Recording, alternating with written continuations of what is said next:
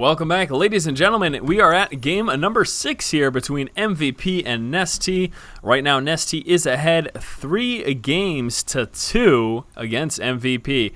This time we're here on the Shattered Temple. MVP spawning over here in the far left-hand position, also known as the 9 o'clock as our blue Terran player. And then over in the far right-hand position, Nestea, our red Zerg player. So yes, again, this is game 6. Nestea up 3 games to 2 against MVP. And let's see how this one ends up playing out. As we can see, they are spawning cross-positional. We have got the Overlord for Nestea heading into that near position spot. We'll realize that he's not there and then reroute his Overlord right on over here. And he's likely to probably chill out somewhere around here that'll allow him to push on into the natural expansion some point after. Oh my gosh, it has been quite an interesting series, I would have to say. You know, we've seen some mediocre games in terms of length. Not mediocre games in terms of skill, but just in length, we've seen some relatively, moderately sized games, but some really short games as well. It's just been interesting. There's been a lot of aggression, a lot of varying tactics here, and I don't know. I've liked this series thus far. Hopefully you guys have been enjoying watching it. As we can see over here, MVP starting off, of course, with that 10 depot and 12 racks. Let's see if he gets that 13 refinery or not. And there it is. So yes, pretty standard, and I'm actually expecting MVP to open up the way he has in the past.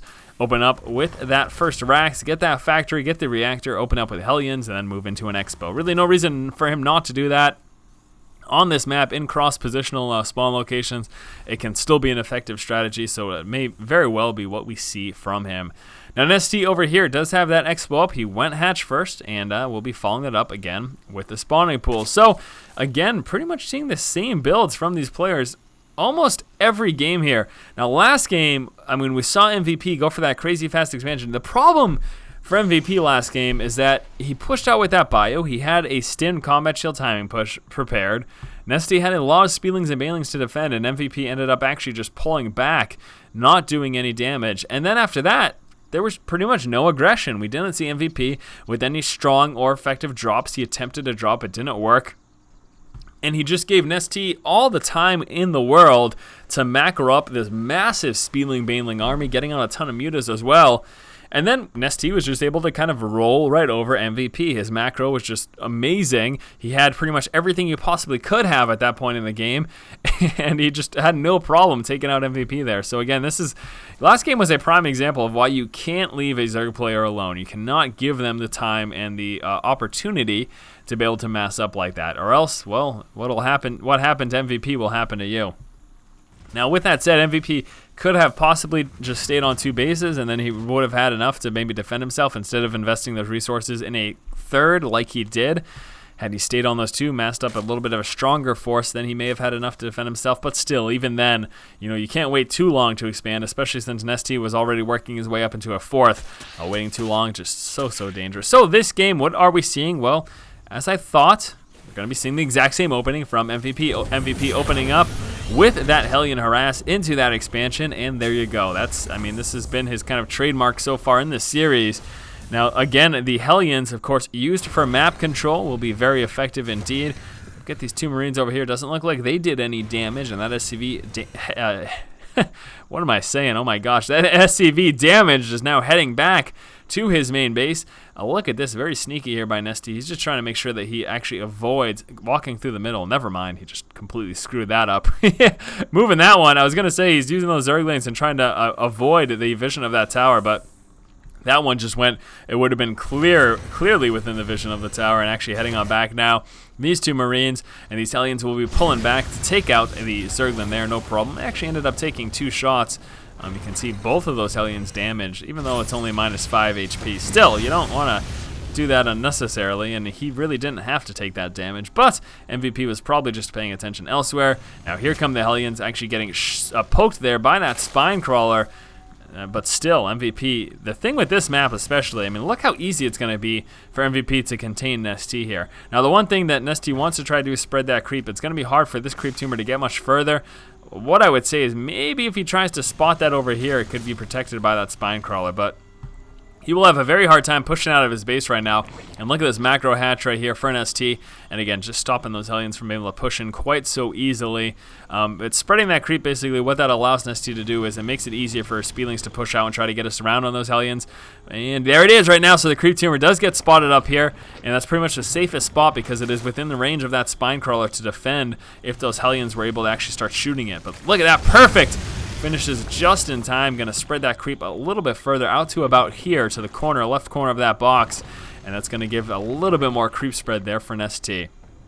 Now back over here, what is MVP planning for a transition?